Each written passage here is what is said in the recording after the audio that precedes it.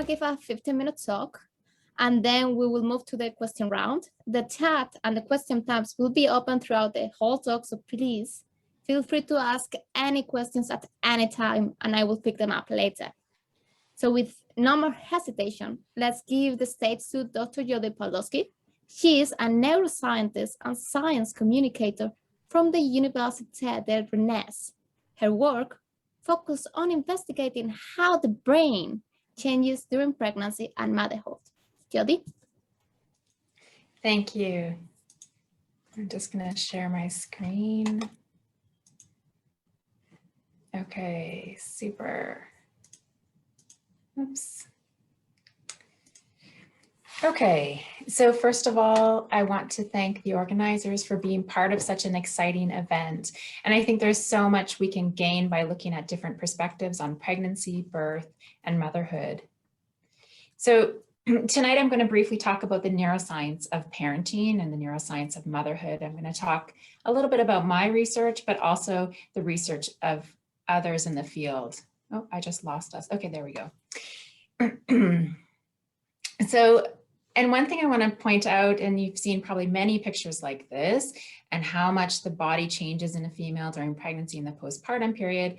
But if you'll notice here, I'm going to talk about the maternal brain, which is actually missing. And so often it's missing from pictures, but also from our discussion and our understanding of pregnancy and how it affects the body. So I'm really excited over the next few minutes to really talk about some of the key changes that take place in the maternal brain. Now, I can't really talk about the maternal brain without talking about mom brain, or something that's baby brain, which has been talked about a lot in pop culture. And you can see a lot of anecdotes on Instagram, for example, about the changes in memory. And so this seems to be, when we talk about the brain and motherhood, this seems to be the topic that comes up first in most people's minds. And so there's anecdotes such as this one: I used to have functioning brain cells, but I traded them in for children. And indeed, science shows that 80% of pregnant women will report short-term memory loss or forgetfulness and lack of concentration if you ask them during pregnancy and the early postpartum period. But there's been research in laboratory settings looking at these memory changes, and for sure there are some memory changes in late pregnancy and the early postpartum period, but they're not as significant as women are often reporting. And I think we need to, investigate that a lot further in the science. But this is really how I got started in studying the maternal brain. I was interested in memory and using rodent models. I was interested in investigating how memory in motherhood might change with experience, and how it was implicated or affected by changes in the hippocampus, this brain structure here, and looking at measures of plasticity, looking at the production of new neurons, as well as changes in morphology. And I also want to point out that also in rodents, in fact, there are some memory changes. So in pregnancy and in late pregnancy and the early postpartum period, there are deficits in certain types of memory, but my research showed that there's enhancements in memory at the time of weaning. So this just shows some of where I came from in this investigation of the maternal brain, or my background, I should say. But one thing that also strikes me about this, and when we talk about mom brain or the brain and motherhood in the general population, is this negative connotation.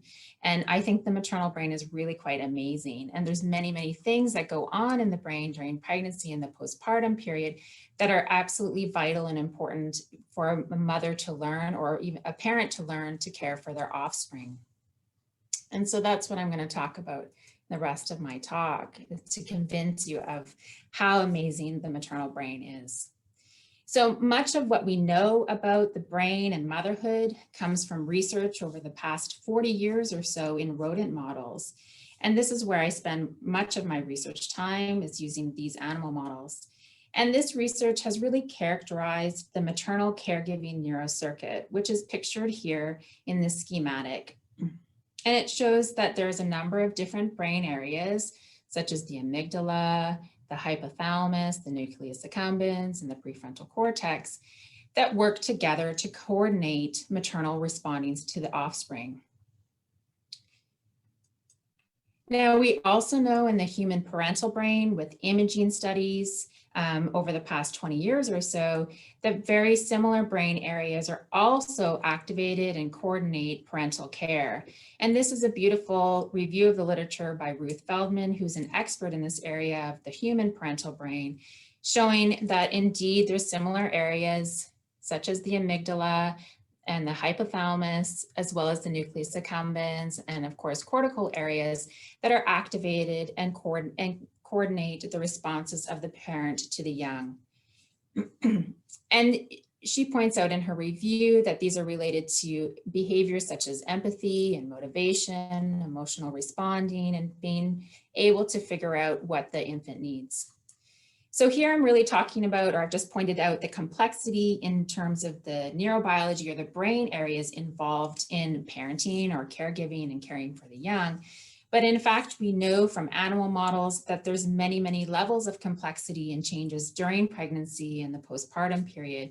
We see this in the changes in neuron structure, in glial cell structure. We also know that neurotransmitter systems, neuropeptides, hormones, and the receptors and what have you are all changing during this time to coordinate different behaviors. So it's quite a complex system. And to give you perhaps just a nice picture of how it can change during pregnancy and the postpartum, this is a lovely study on a mouse brain using imaging techniques from a friend of mine, Matthew Keller, and his group in Zurich here in France. And you can really get an idea of how much the brain is changing. So the red parts are showing the changes in comparison to what happens in a non-pregnant or lactating animal. But I want to also, I think, share with you some key points over the next few minutes of what I think we're starting to understand when we talk about the brain changes with regards to parenting. So we know the parental brain is incredibly plastic, as I pointed out with that lovely video. I've also shown it in my work when looking at more specifically at cell structures, for example, in the hippocampus, the production of new cells in the maternal brain, as well as the structure of these cells. But what I love is this recent work actually out of Susana Carmona's group in Madrid, where they've been imaging the brain before and after pregnancy and showing that, in fact, this is a quote from Elselina Huxima, who I interviewed in my podcast.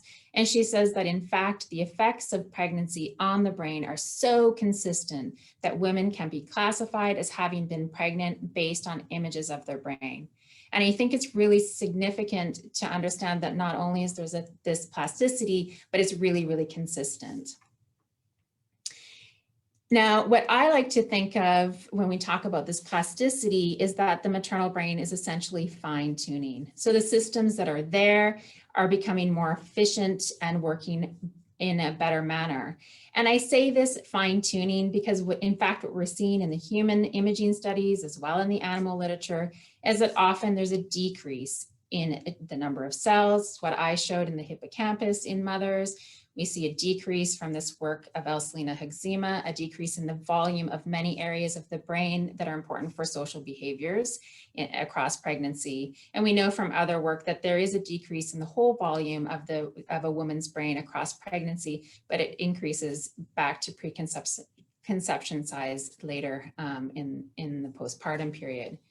So when people think of decrease, they often think that that's a bad thing, but I like to think of it as, in fact, a fine-tuning and that the brain's becoming more efficient. But we also know, for example, this decrease in volume shown in this study across pregnancy in many brain areas was associated with an increase in maternal feelings of attachment.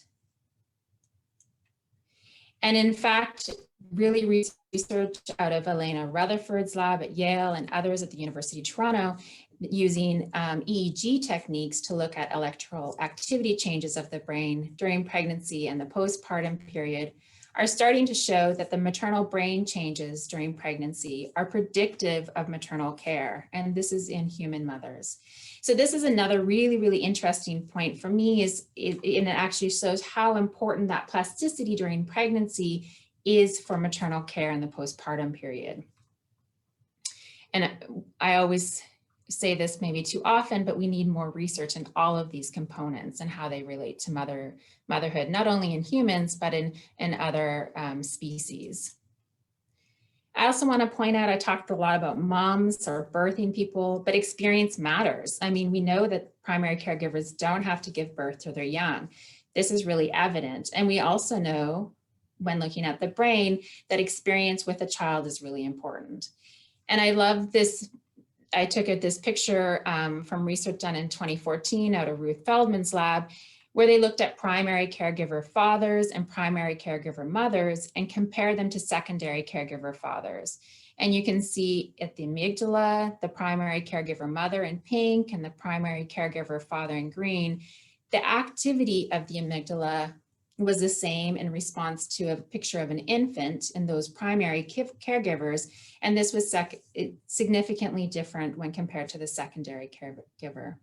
But of course, the primary caregiver father didn't have all the same changes you can see here in the brain as a primary caregiver mother, probably for various reasons. But I think it's important to point out that experience does matter and it affects the brain.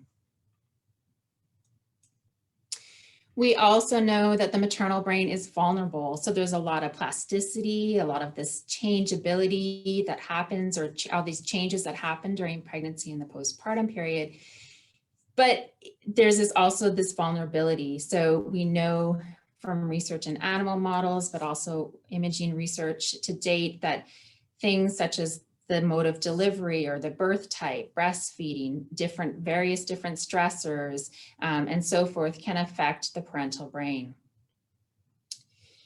I do a lot of work on mental illness and stress effects on motherhood, and I recently reviewed this literature with colleagues, specifically looking at imaging studies related to postpartum depression in women. And and what current research is also showing to date, although limited, is that mental illness in pregnancy or postpartum has a unique neuroprofile. And even though similar areas might be changing, as you can see here from this comparison of postpartum depression and major depression, so similar brain areas are involved, the way those brain areas are involved can be quite unique if we're looking at a mental illness that's related to pregnancy or the postpartum period. And just to bring that home perhaps, or to state it in a different way, how important pregnancy and motherhood are when looking at the brain, I want to point out that reproductive state does matter. So, you know, pregnancy and postpartum are different physiological states, which we'll hear about. And this makes an impact on the brain, of course. So this is some research I did, we published last year to give you an idea of the difference. We looked at a specific synaptic protein in the hippocampus in non-pregnant and in pregnant females. And you can see, just looking at the control levels, that already the pregnant females were quite different. And this work was in fact done with sertraline. So I do a lot of work looking at how antidepressant medications used to treat maternal mental illnesses affect the maternal brain in rodent models. And I also look at how these medications affect offspring outcomes. And I want to say this, that of course medications are necessary for many mental illnesses and should be maintained and taken during pregnancy and postpartum. We know this from clinical research. If they're working, stay on them. But what we don't really know is how these medications are always working in women and how they're affecting the brain during pregnancy and the postpartum. And this is where I think we definitely could improve our understanding. If we could improve our understanding of the biology or the neuroscience of parenting as well as mental illness, we can provide better options for treatment outcomes in states such as postpartum depression. So this brings me really to my last point, is that the maternal brain is neglected. We neglect it in research, we neglect it in education, we neglect it in society. And in fact, only recently, research has really, especially in my field in neuroscience, has really been more devoted to understanding both males and females. But I urge people to take it a step further and look at reproductive state. So we know that this is important. And we're just lacking so much research in this area. And for me, I get moms when they find out, like they email me when they find out, or they hear me talk, or they find something about that their brain changes during pregnancy and motherhood. And they say, if only I'd known, or it was really helpful to know that now. And this is a quote I took from Emma Jane Unsworth. She just released a book on her experience with postnatal depression. And I had the chance to speak with her because she was really curious about how, after she experienced her postnatal depression, how it was affecting her brain. And she wrote this on her Instagram account. She wanted to know what happens in women's brains during pregnancy and postpartum, because we are told nothing. The whole focus is on the body and the bump, but huge changes happen in your head. And maybe if I'd known there was a normal mental sea change coming, I wouldn't have been so blindsided, and it might not have tipped over into postnatal depression, maybe. So I think as we move forward in this area in the neuroscience of parenting, I think there's a huge impact we can have not only on general understanding of maternal health and physiology, but also in preventing and treating illnesses associated with motherhood and parenting in general. So I'm going to end it there. I welcome you to listen to my podcast where I interview leading researchers in the field of parenting and neuroscience. And also you can, I'm on social media, active with that periodically as well. So thank you. Thank you very much, Jodi. That was very interesting. So now let's move to Dr. Stella Villarmea. She's a philosopher from the Universidad Complutense de Madrid, the Universidad de Alcalá, and the University of Oxford. Her work focuses on investigating the philosophy of birth, including issues such as women's reproductive and sexual health and obstetrics violence. So please, Stella. Thank you very much, Elena. And thank you, Javier and Irene, and for organizing the event. It's a pleasure to be here with Jodi Pawluski and with Anabelle Frost. We had not prepared as what is going to happen, in the sense that Jodi and I didn't know how complementary our talks were going to be.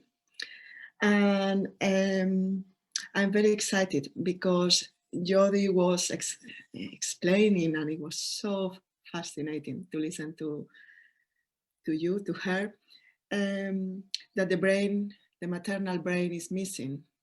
The mother's head, the pregnant woman's head and brain is missing, even from the pictures. But from the pictures too, in this other way in which we understand picture as a metaphor. So the brain, the mind, the thoughts are missing.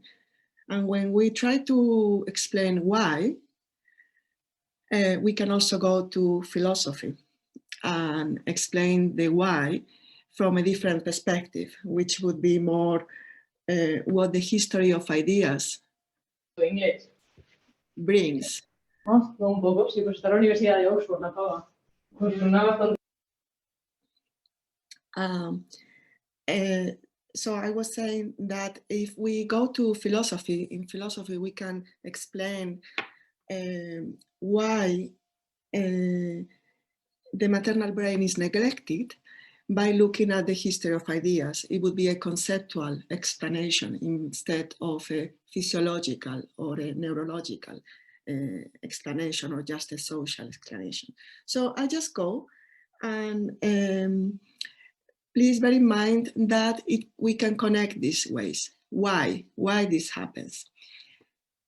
The way I do research, I try to explain why and how we should introduce birth into the canon of subjects explored by philosophy.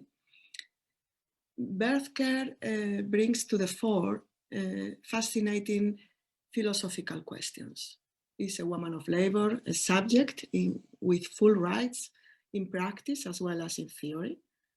Can a laboring woman exercise her autonomy in a situation of maximum vulnerability, but also maximum lucidity and awareness as characterizes the work of giving birth? What is the relationship between agency, capacity, and pain during and between contractions? What do we mean by informed consent and shared decision-making in childbirth? Does informed consent just equate shared decision-making? Who, and I underline it, who of all involved has the final say? Birth care proposes key questions related to knowledge, freedom, and what it means to be a human being. Nonetheless, giving birth continues to be a blind spot in contemporary prevailing philosophy. And the fact that maternal brain is neglected in so many areas, education, research, stories, is crucial for what I'm going to be saying.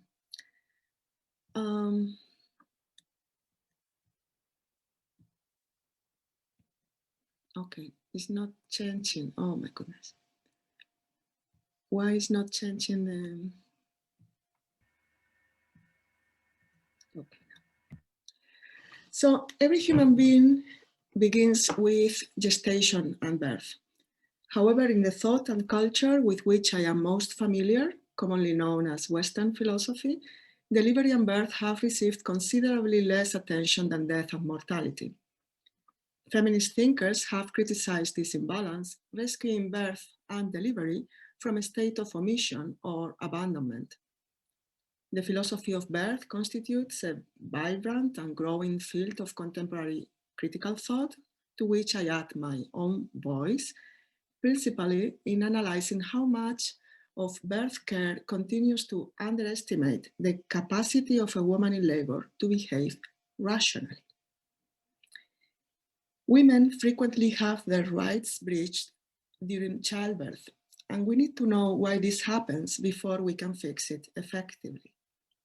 My research takes an innovative approach to explaining how we can protect women's rights during childbirth.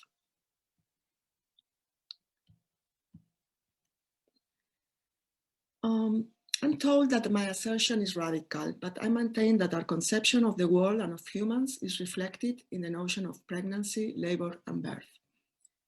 Philosophical reflections on the question of origin have a long history of identifying origin with concepts such as beginning, principle, logos, cause, foundation. But in philosophy, we are not used to associate origin with birth, our birth. Thus, my intention is no less than to rethink the concept of origin itself. And what I propose to achieve through a philosophy of birth is a new genealogy in its literal sense, that is a new logos of genos, a radical meditation on origin and birth.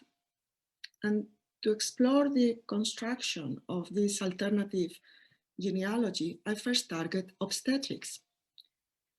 My research identifies obstetrics as the science of origin that defines what it is to be human for today. Understanding obstetrics as a genealogy is crucial to analyzing how birth care practices in health facilities across the world influence contemporary thought in significant ways. And then we have the maternal brain missing. I explore a potentially controversial hypothesis that the very survival of patriarchy itself is closely linked to a certain understanding of an approach to care during pregnancy, labor, and birth. Violence against women giving birth has become so normalized that it is still not considered as violence against women, almost as if its habitual nature renders the violence invisible. The term obstetric violence, which I'm sure maybe you haven't heard it yet, but it has been coined to refer to the violence suffered by women in health centers during birth care. The recent 2019 United Nations report on violence against women in reproductive health settings establishes obstetric violence as a violation of human rights. The UN report demonstrates that mistreatment and violence against women giving birth in health centers happens all around the world and affects women of any socio-economic status. Published data confirms that mistreatment and violence during birth are both widespread in practice and deep-rooted in healthcare systems.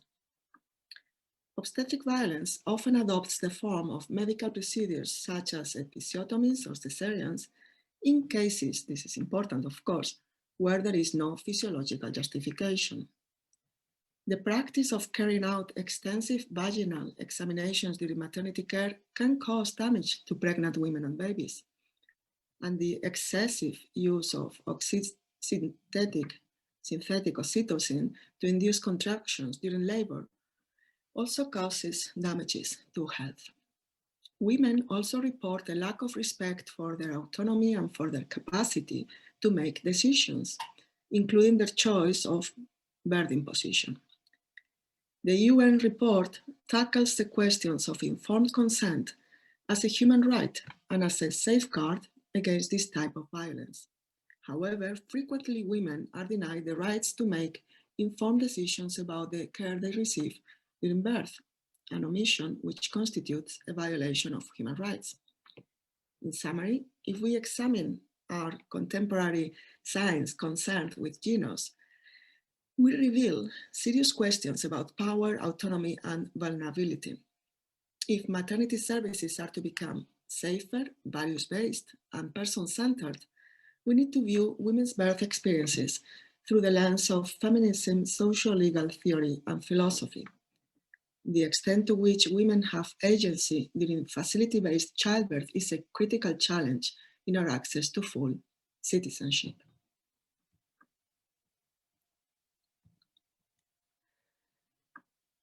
It is well known that throughout history, philosophers have underestimated women's capacity for rationality.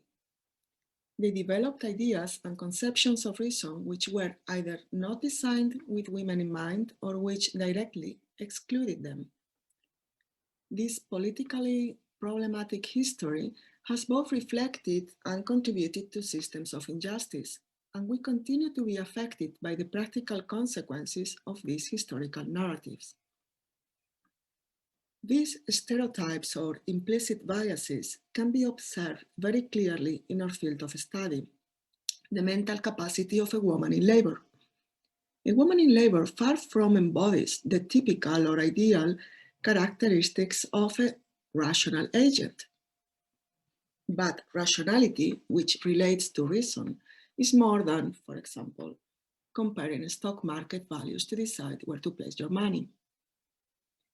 The woman in labor who decides she wants to get up and move around is indeed rational, since in order to find an appropriate birthing position, she has evaluated the resources and options available to her. Everyday philosophy calls this practical reasoning or practical use of reason, which involves life experience. I'm reminded that nature documentaries view chimpanzees piling up boxes to reach bananas as proof of a cognitive learning process, while the decisions a woman takes to find a good birthing position are not recognized as a cognitive process. How is it that chimpanzees show a spark of intelligence by climbing on boxes, but a woman moving around during labor is simply following her animal instincts? Another example, in the case of a woman in labor, the one that relates to her cry. A laboring woman's cry is considered non-rational behavior, a sign that she has lost control. However, it may be that a woman crying out during labor is being more rational than we think. Ultimately, perhaps her cry is premeditated. After all, a woman in labor is not a being from another world. She's keenly aware that our culture interprets the heart-rending cry of a laboring woman as a paradigm for total loss of control. You only need to watch the films. For these reasons, it takes courage to emit the first cry, to try it out. See what happens if it seems good to continue. Good, of course, in relation to what it is actually being attempted, that is giving birth. It may be simply that the woman in labor knows her cry will help her, knows it, because she has learned that guttural sounds emitted from one's throat open the birth canal. There is a direct connection between the muscles of the throat and those of the pelvis. Opera singers learn that controlling their pelvic floor helps them reach some of the highest or lowest notes. If this is the case, we will need to start admitting that women may learn in antenatal classes or conversations with friends that crying out may help them. When the moment arrives, they try it out and it helps, and that is why they continue. They choose, test, evaluate, and confirm. Pure method. Why are we so reluctant to acknowledge what they do is rational? Of course, there are contexts in which the cry means something else, which is why it is so important to remember that the cry is a sign. It can, for example, signify that the birthing woman is experiencing fear and expressing her anxiety, her complaint, her protest. Or it might be the way she asks for an epidural. There are other explanations too. Further on, during labor, a cry might cease being rational behavior in the sense of being premeditated to connect a means to an end or as a learned resource. And with luck, at a certain point during labor, behavior which started for cultural reasons enters a distinct phase that I will refer to as physiological. Once a woman has tested the virtues of her cry and has used it to transition to the next stage of labor, her scream might become something else. For example, a tool for navigation or a loud mantra for concentration. Then her cry signals that everything is going well. She feels safe to land on planet Earth, a notion that refers to women's descriptions of being or entering into another time zone, space, or even world during labor. In those contexts, screaming during labor does not mean being out of herself, but being simply in herself. Think for a moment of the sound that soldiers make on the battlefield. Initially, battle cries may be chants designed to motivate, then shouts to encourage speed, later for focus, and finally the sound of the enemy being targeted.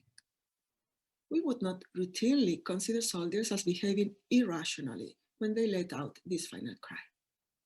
We would be more inclined to think of their final sound as fulfilling a function, an appropriate means to achieve a desired end. Let us compare this with how easily in some contexts the birthing woman's sounds are taken to mean just one thing, that she has lost control and perhaps even her capacity. Or consider the way in which in some cultures the pain of a grieving for lost loved ones is signified by silent behavior when in public, while in other cultures, mourning is accompanied by or even requires heartbreaking screams and loud wails. Why are we more inclined to think of birthing language as less cultural, say, than mourning language? The philosopher Ludwig Wittgenstein explained that the meaning of a sign cannot be innately interpreted. Rather, a sign needs the context of social practices to realize its meaning. A cry uttered during labor need not be any different. The cry is a sign of something. The patriarchal context interprets it as a lack of control, but the interpretative context may be different. We may interpret the guttural sound as a way of maintaining the rhythm of breathing and working through the pain. Among humans, a cry can have many interpretations. It can be an order, a limit, a lament, a vindication, a relief, a mantra, an expression of pleasure, to mention a few. Why should it not also be an intentional action that opens up an organ to facilitate entry to a unique existential space during labor. As humans, birthing women do the same thing as, or similar things to each other. What I want to say is that the same or similar scream has different meanings depending on who, where, when, and for what purpose is screaming, is saying. To reduce the multiplicity of meanings of labor sounds to a simplistic, she does not have capacity, is a sign of implicit bias, a sign of patriarchy. To conclude, I defend that how we understand our origin and the practices that bring us into being reveals our very conception of humankind. The anthropologist Sheila Kitzinger once said, she was based in Oxford, in any society, the way a woman gives birth and the kind of care given to her and the baby points as sharply as an arrowhead to the key values of our culture. End of quote. Birthing women are autonomous beings and have the right for their autonomy and perception of her capacity to be protected. Their lived experiences and their situated knowledge challenge widely held assumptions about rationality and about what it is to have agency and capacity in the delivery suite, to have a brains, to have a mind, to have a head.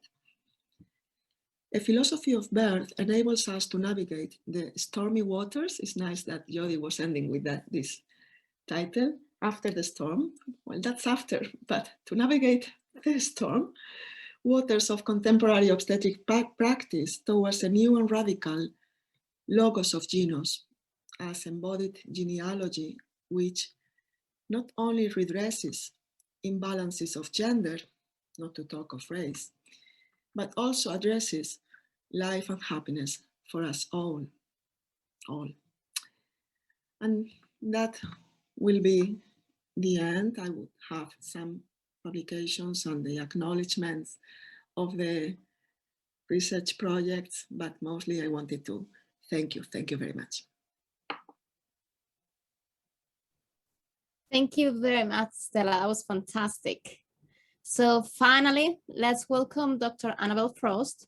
She's a fourth-year specialty trainee in obstetrics and gynecology at the Health Education England Thames Valley, and she's also a research fellow at the British Heart Foundation. Her work focuses on fetal maternal medicine. Specifically, she investigates how preeclampsia and the cardiovascular health is impacted on pregnancy to affect the mother and the offspring. So Anabelle? Thank you very much. So I will just share my screen. Perfect. So thank you so much for the invitation. And actually, I found the last two talks very insightful and enlightening. And I'm sort of not quite there to lead an obstetric unit, but as I do, I will take on board actually several points that both the speakers before have raised. I think capacity and human rights needs to be further explored and actually taken far more into consideration when we're practicing obstetrics. But myself, I'm sort of taking it back to basic science and just been asked to give a very brief overview of physiology, and in particular what I'm interested in, which is the heart.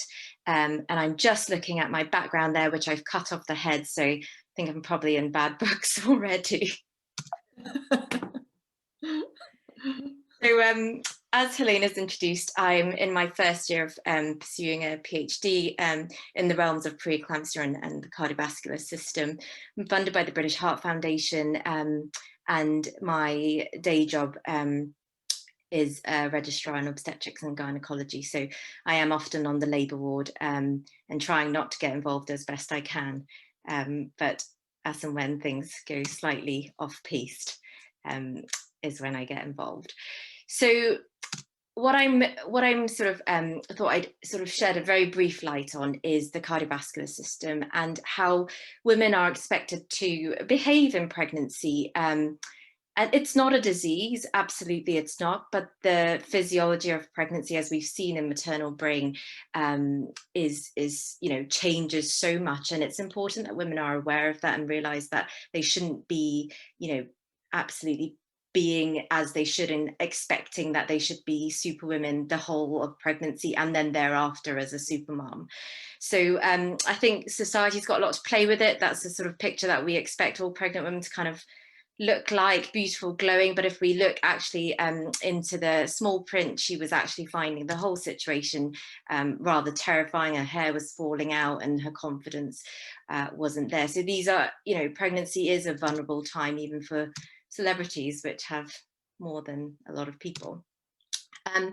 Why I'm particularly interested in cardiac physiology, but also actually this will lead into the talks that we've had before, is that, women in the UK are still dying. This is an annual report that's published and looks into maternal illness and death, takes the women from 6 weeks up to a year at the end of pregnancy. And actually, I think whether or not it surprises some people, so I'm interested in cardiac disease. It's currently, it is the leading cause of indirect maternal death, but actually, as Jodi alluded to, suicide is actually the leading cause of direct deaths in the year after pregnancy. So it is something we need to look into, and for me in particular, the heart is sort of important. So I put athletes there because I'm not sure how many people have had children in this talk or having, but we sure don't look like that before we start having a baby. But our hearts behave like athletes, or are expected to behave like athletes. So the cardiovascular system in general, I sort of go through it very briefly in the essence of time, but there are huge hormonal changes within pregnancy, and this happens from the time of conception onwards. The big culprits are estrogen, progesterone, and relaxin. And progesterone in itself essentially dilates all your blood vessels and drops any resistance. So it makes your pipes far bigger, and then so your heart has to increase in terms of its amount of volume so that you're getting enough. Obviously, also the fetus is requiring a lot more metabolic demands and oxygen, and so the maternal body is an incredible thing where it does adapt to that.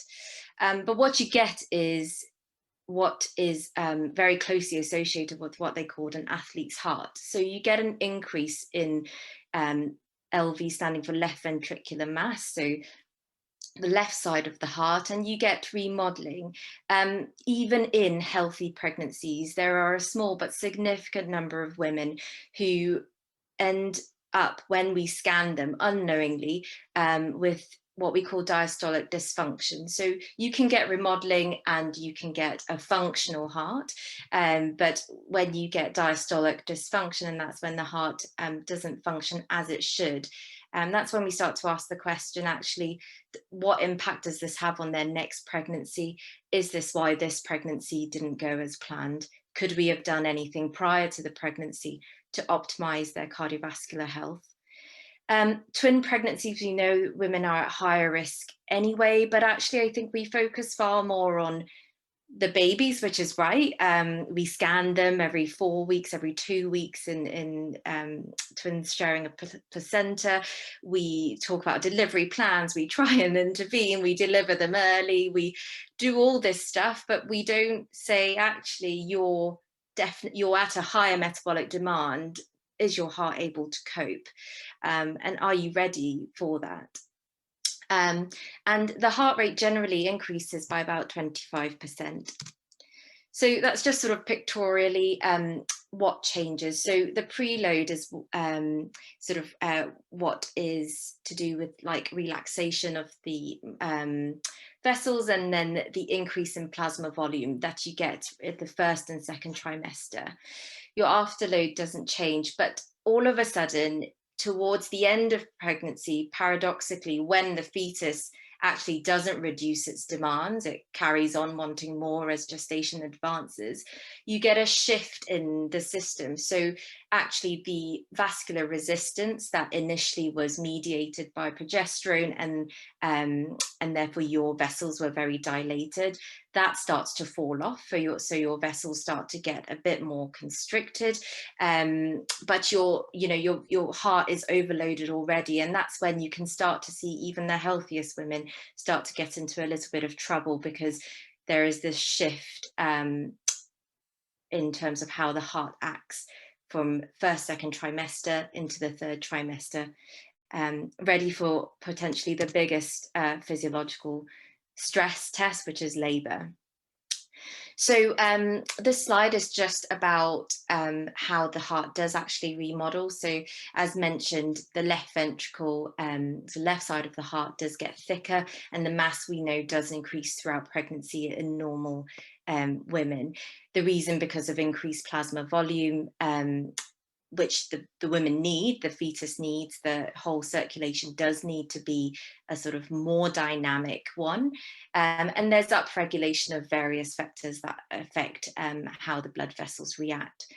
I'm interested in preeclampsia. So in preeclampsia, women have an imbalance in these growth factors, as well as there's a question as to the volume overload, and in these women actually there seemed to be less volume within women that suffer from preeclampsia. We see diastolic dysfunction in late pregnancy. They do recover, but we don't do anything as obstetricians or medics unless they end up with a heart attack or a stroke in later life, and it's about hindsight at the moment. And that's what I'm interested in. It's saying, I don't want to be an obstetrician that intervenes too early, but I want to be able to minimize the risk in these women before badness occurs. So I thought this was quite an interesting fact, and again leads to the previous talks on what the woman has to go through. So women have 9 months of pregnancy, and the left side of the heart increases by 35%. In elite athletes who train stamina and endurance training over a year, their hearts increase by 25%. So the woman's just meant to be this glowing, shining lady when actually she's being a little bit more efficient than elite athletes at this point in her life.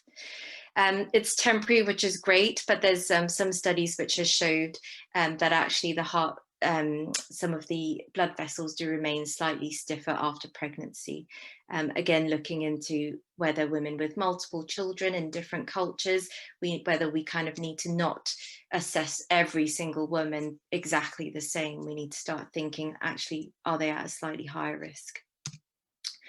So sort of very briefly, preeclampsia and the heart, it's a bit chicken and egg at the moment. The science is divided upon it. So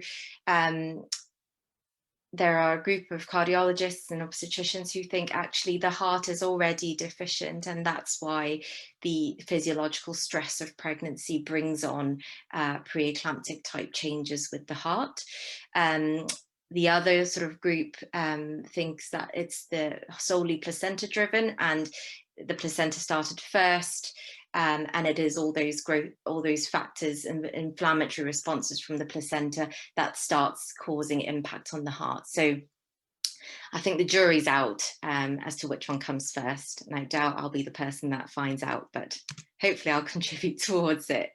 And I thought this was quite a good graph to show that it's not to not normalize pregnancy, it's just to make clinicians and the public aware, really, that even if you have good cardiac reserve, and a lot of women don't know if they've got poor cardiac reserve or not, so if they have good cardiac reserve, but they have an increase in pregnancy demands, whether that's multiple pregnancies, diabetes, obesity, they're still at risk of developing preeclampsia at term. The women with poor cardiac reserve have an increased risk of developing preeclampsia in an early gestation. But if you get those pregnancy demands which are excessive, then they're at an increased risk of that as well.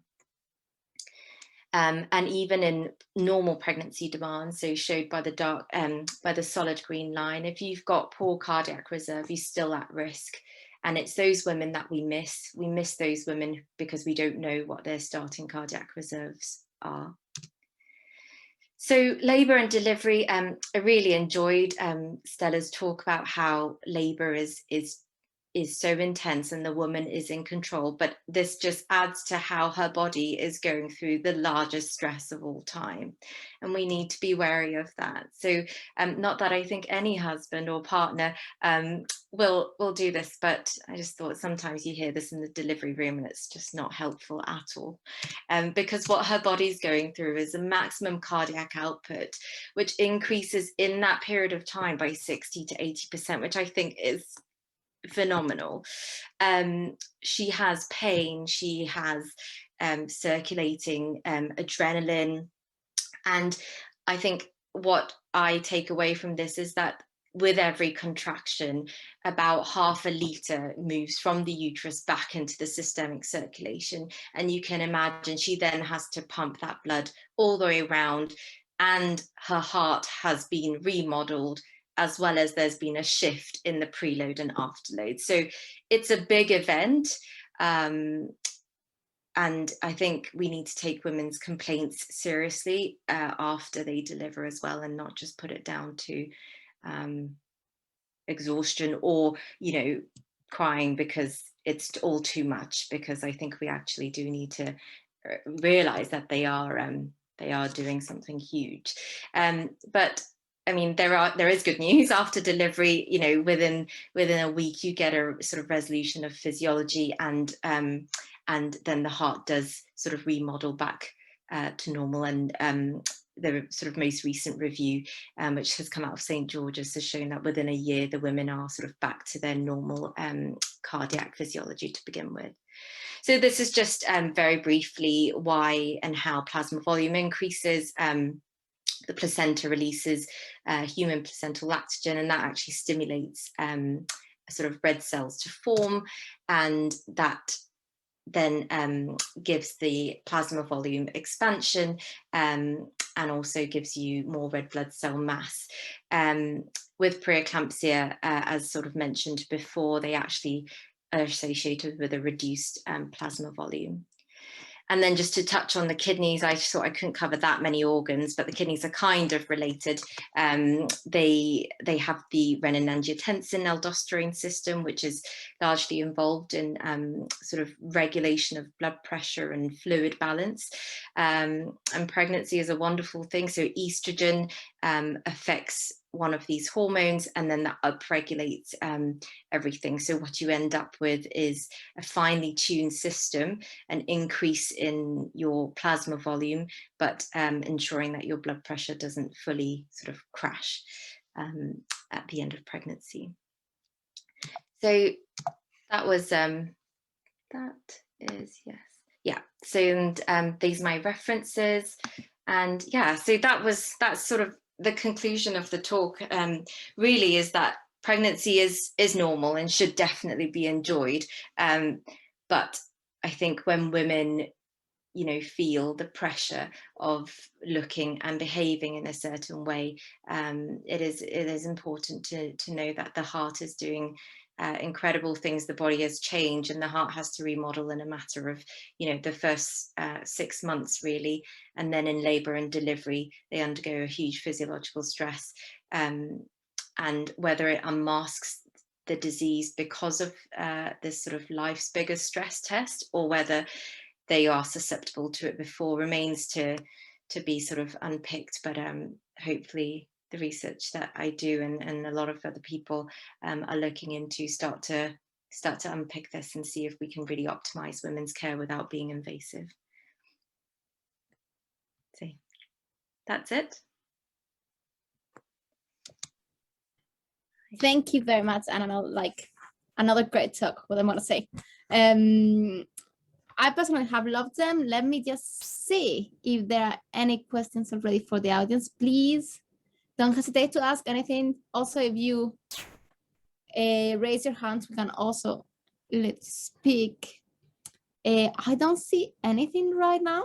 Just trying to see that. Well, Javi has one, so Javi, go for it. Well, I have several, but I will start with the first one. Is Jodi, you have said that during, after pregnancy, you have changed. The mother has changes in her brain. But are there any changes after the second pregnancy, or once? Once you, can the brain change even further? Yeah. So that's actually was my PhD thesis, was looking at first and second time moms. We haven't done a lot of research on that in general in the field, but there is research showing that the biggest changes in the brain are the first time. Kind of this, some researchers, Alison Fleming in particular, talks about the development of maternal memory, so the memory to respond. So the second time, the behavior is quicker, the brain's like, boom, changes are happening because it's already happened once. So that's in terms, this is really general based on only a handful of studies, but we do know usually the first time there's the most pronounced effects, and the second time the effects are still there, but perhaps less pronounced, at least in what we've been looking at so far. So again, sparse. But what's interesting is there's been a study looking at the longevity of the effects of parenting or experienced parenting on the brain into late life. This is work by Winnie Orchard in Australia, where she looked at brain scans of adults in their 70s. And in fact, what they showed is the number of children you had was positively correlated with memory performance in mothers, as well as with some brain changes. I don't know specifically, but at different areas in the brain. So there's starting to be this research showing that not only parenting, but the number of children you have can impact your brain or your memory function or cognitive abilities even into aging. But we still have lots to learn about that. Thank you very much. Okay, so I'm gonna go now with one of my questions. This, I hope it's not very heavy on. It's actually for the three of you in each of your area. So one of the things, for example, I'm very interested is how the health or how your physiology prior to pregnancy actually changes you during pregnancy and after, what we just were talking about, long-term effect, the pregnancy of the delivery. So I was wondering, you, for example, Jodi have talked about the changes in the brain and how some of the changes can show that if you have any mental disease. For example, is this dependent on how your brain is structured before? Is there any kind of variability? And the same goes for the heart, or even with the perception of what's abusive. Okay, how can you tackle birth and the treatment you are receiving? How much of it actually is affected from your prior experience, and how does it affect later? Can, for example, feeling abuse actually have long-term negative consequences? Anyone wants to go first? Annabelle, let's go with you first. I think mine will be pretty straightforward. In summary, yes. So we're currently looking at a study actually in women who sort of from preconception through to delivery to check to see whether they had any cardiac, so any heart changes, and whether this then led to them developing any sort of disease. I think a pre-pregnancy physiological state is important, and they've shown that in some studies of preeclampsia, for the women that have developed preeclampsia, they already had poorer cardiac reserve prior to pregnancy. So yes, I do. For the heart, yes, I think there's definitely an association with a pre-physiological, like a preconception heart. Yeah, definitely. Yeah, and I would also say in terms of the brain, although We don't have very much information on this, but we know that early life experiences, of course, can impact the brain. They can impact maternal care. In rodent models, we probably know much more about this. And then, of course, the experience you had when you were young, that maternal experience can have an effect on your maternal experience. This is really studies in rodent models, but we're starting to see a long-term impact of early life experiences on the maternal brain and behavior. But another point, when talking about mental illness, we know that, there are risk factors for women who might have increased depression or anxiety during pregnancy and the postpartum period. And that is definitely risk factors such as previous episode of depression or anxiety, as well as other factors such as violence in the home. And there's a lot of risk factors. So definitely your preconception environment, or even your early life environment, or your experiences you've had can impact, I think, brain changes in a subtle way. I wouldn't say your amygdala would go offline, for example, but we just don't know to what extent and these factors are affecting the brain as a whole in terms of motherhood.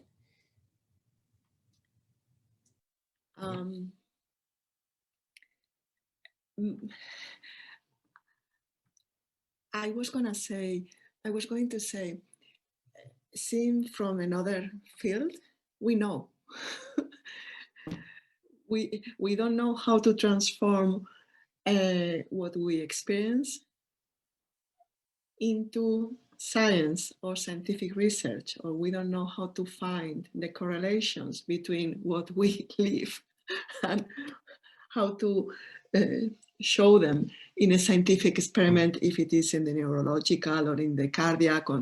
But my answer would be straightforward. The difference between having given birth or not, I mean, the pre and the post is dramatic, in the sense that only if something very, very severe happens to you, you forget you've given birth. It is such a transformative experience that it builds your biography. It's not only that your biography will contain it, it really builds. It's one of those landmarks, for the best, for the worst, for the contrast, for the...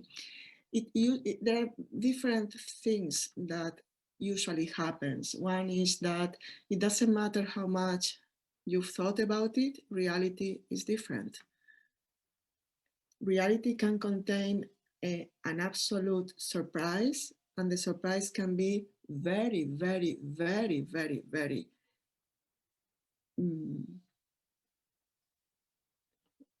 very unexpected in how pleasant, how amazingly, overwhelmingly opening to a beauty.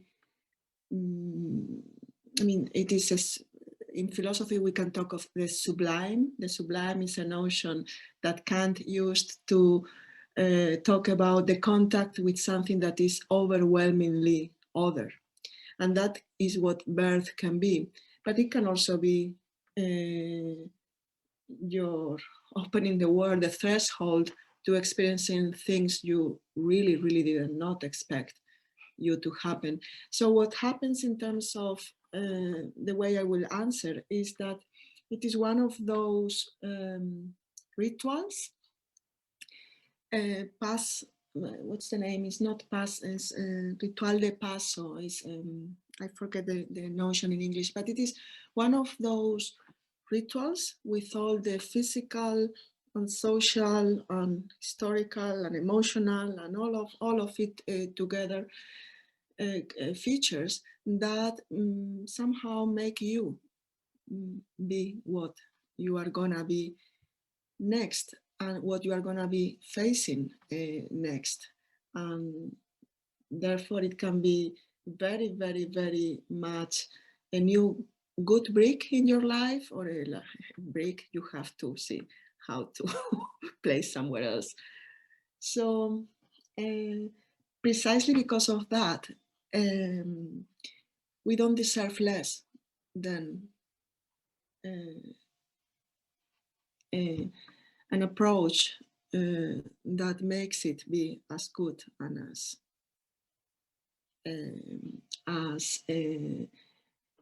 in terms of well-being and in terms of safety, both. So the combined goals of we don't want to die, nor we want our babies to die, but we also want the experience to be the first best experience ever for the one that comes and for each of us, because we are always coming into this world and we want it to be the best experience possible for those of us who give birth.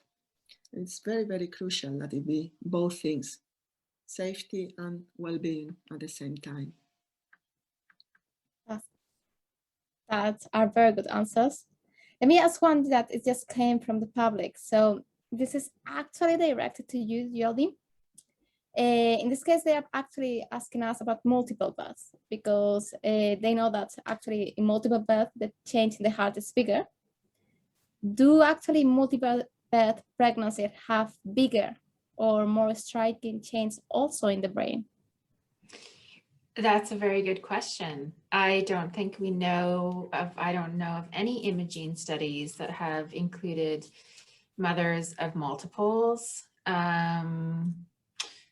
or even any studies in animals such as sheep, where they look at one versus a mother that's had two and brain changes.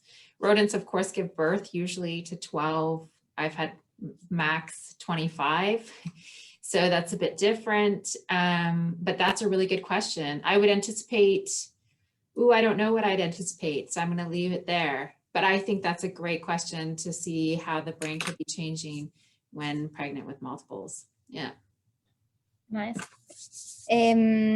So one more, actually that goes for you, Stella, and that's come from my side. So I'm gonna go and pick a little, maybe in the more controversial thing.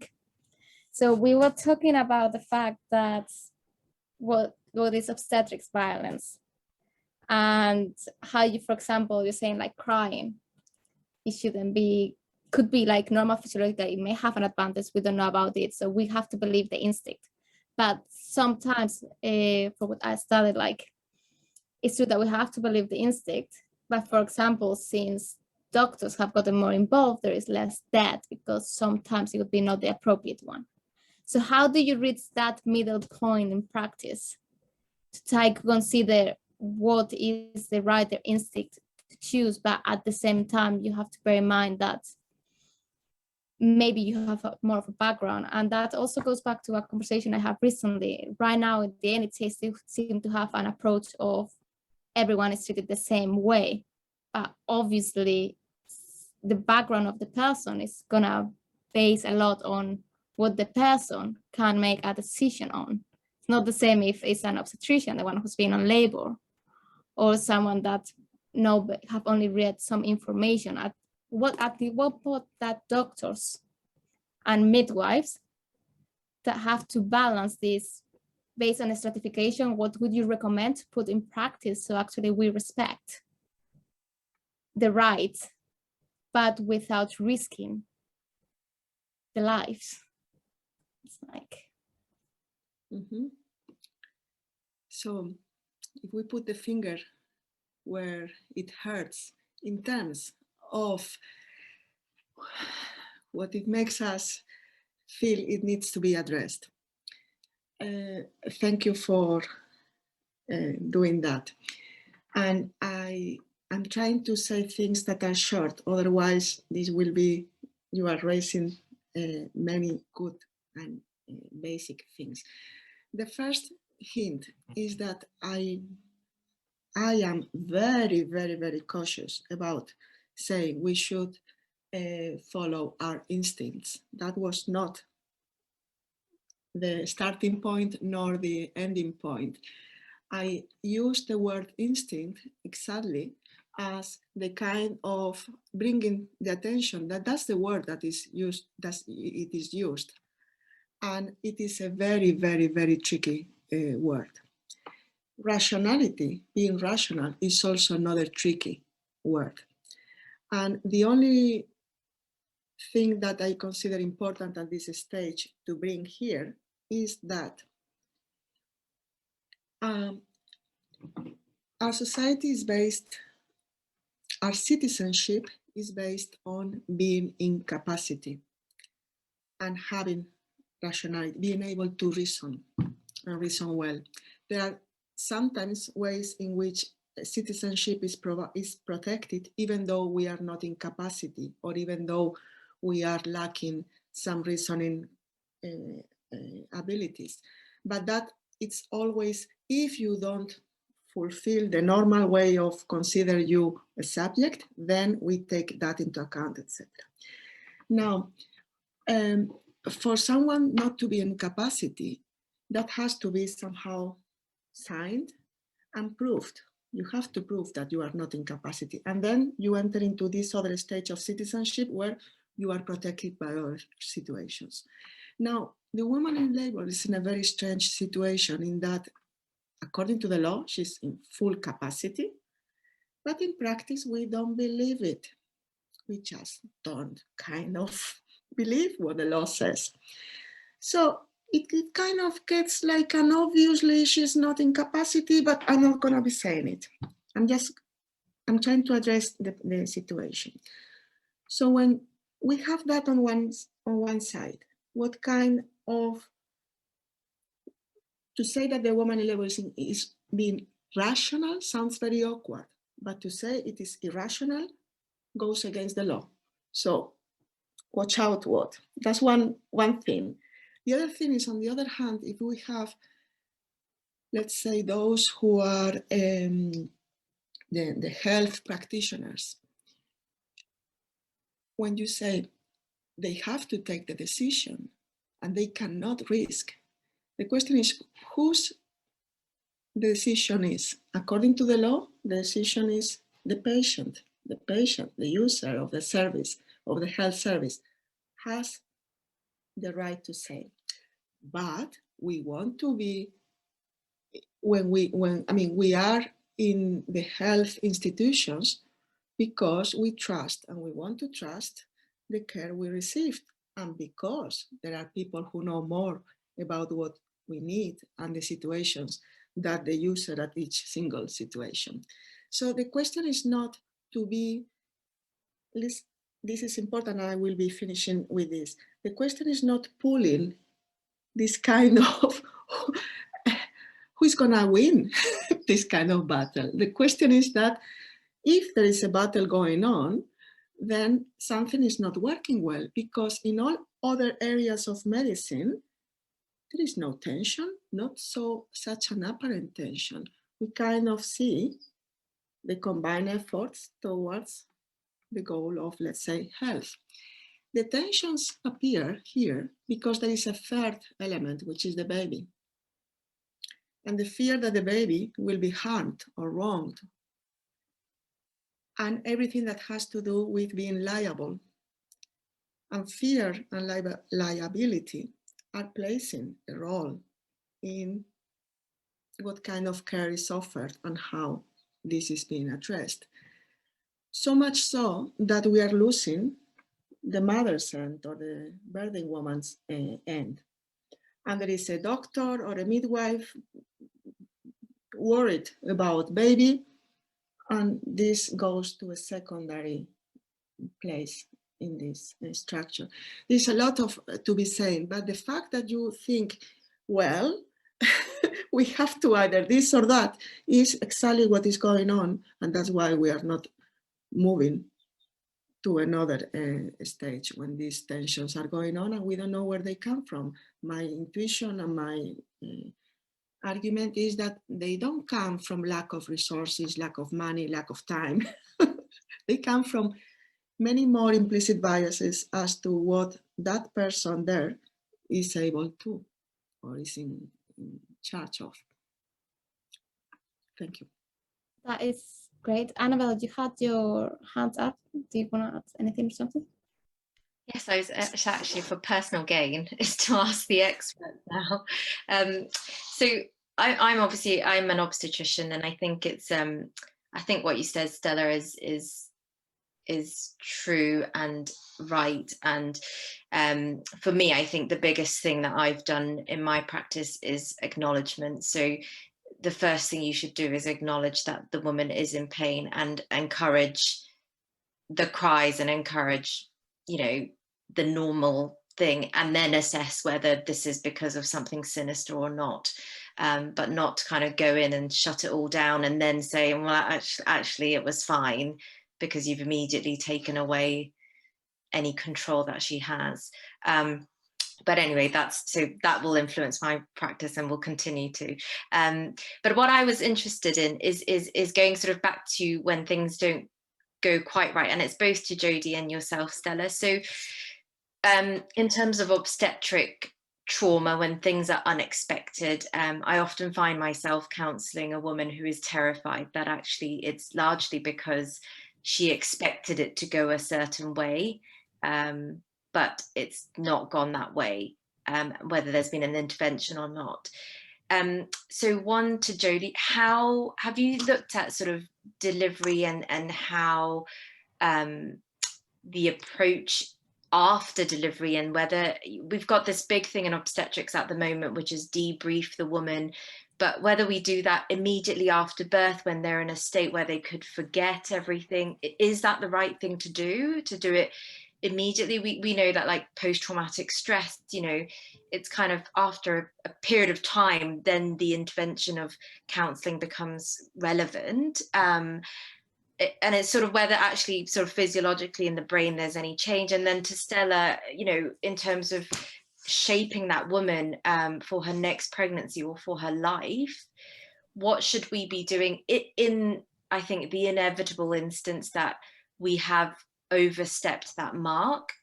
We have stepped in because of fetal distress and because, you know, the baby's right there, and you know that it's not gonna make it, and how important is that counselling, and in what time frame is that important?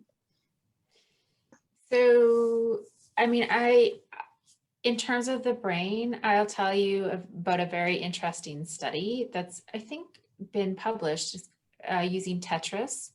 So it's a group in Hamburg where they looked at women who had perceived that they had a traumatic birth experience, and they either gave them an intervention where they played Tetris for 15 minutes after the birth, or they didn't. And we know that this really plays on memory consolidation in the brain and the process of forming a memory. And the women that played the Tetris actually didn't have such adverse outcomes in terms of post-traumatic kind of symptoms in relation to the traumatic, what they had perceived was a traumatic birth experience before playing the Tetris.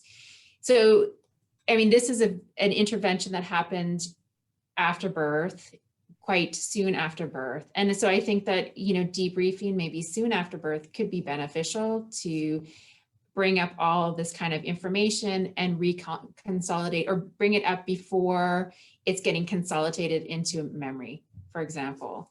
I think there's some benefit to that, but it also plays on like therapy, the eye movement desensitization therapy, where there's different eye movements or tracking that occur while you recall your trauma with your therapist. And then in fact, the significance of the trauma is decreased even with a few sessions of this specific therapy. But again, I think it's based on the idea where the memory is called forward, and then as it's getting stored again, that storing is being interrupted. And so then it becomes not as significant. But in terms of really what do we know in terms of the brain specifically, like neurobiologically, we don't know that yet. But I think there's promising interventions. Like if you think about it, it was a terrible birth. Here, play Tetris for 15 minutes. Like it seems kind of odd, but it could help a little bit in distracting the brain essentially from forming really horrific memories. But I can send you the paper. I'll look it up. I know the person. I can't think of the name right now, but I can send that to you as well. That'd be really, really interesting. Thank you. Yeah. I would like to read it too. It is one more thing to do to prevent the trauma right after birth. I know I'm kind of taking it to the extreme, but I'm really, really curious about how the ethics committee were working this to make it possible, because there are so many things so many ways to help a woman that has just given birth in a way that is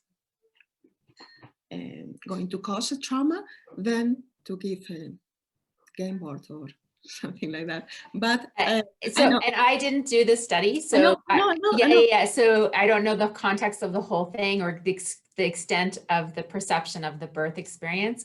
So I'm sure it wasn't anyway. But I think it's an interesting play on blocking the memory for negative events, essentially. That they also do with PTSD, I think, like outside of pregnancy and motherhood. Anyway, but yes, I agree. It's an interesting study, let's just say that, which could be beneficial. It is fascinating what happens with memory, biography, and birth. This is really, really fascinating, and that you know so much. Anabelle, the way from the place from which you asked these questions is so amazing. You are concerned about what is going on, and you want to learn, and you want to take it on board, and that is exactly what it is. What the times are for. The times are for exactly the following. When things come to the critical moment, really, the emergency, well, medicine knows how to deal with emergencies. That's why we have the emergency units and so many of the protocols, etc. I mean, I'm very, how can I say, how does medicine deal with severe pain, severe health problem? Well, business as usual. That is not the problem. The problem is, are we approaching labor as an emergency? Are we considering every small things that happen as a potential emergency so that we treat it as, I mean, iatrogenia, etc. We just we deal with it as in a way that causes more harm than solves, and we know that we don't want that. But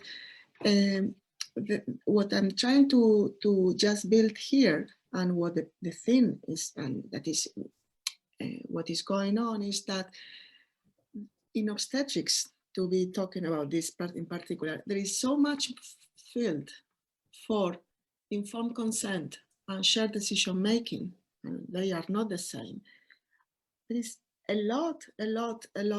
There is time for building up that when the emergency comes, if it comes, then decisions are taken in a way that have to be taken.